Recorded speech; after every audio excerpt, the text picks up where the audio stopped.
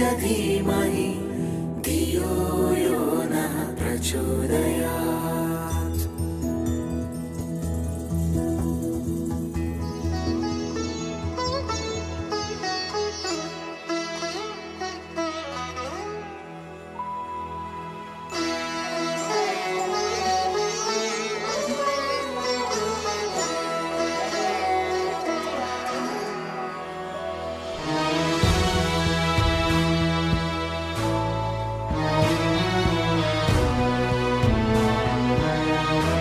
आज दिनांक 29 एप्रिल 2024 वार सोमवार 11:18 माझे चिरंजीव श्रीहर्ष त्याचा आज उपनयन संस्कार आहे।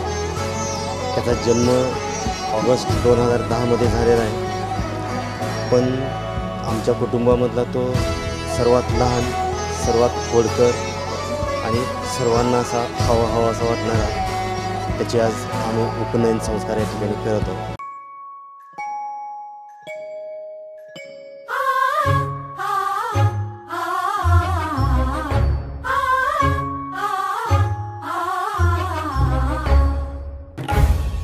कस्तुरीचा दरवळ हा, कस्तुरीचा दरवळ हा भारी अंबरा,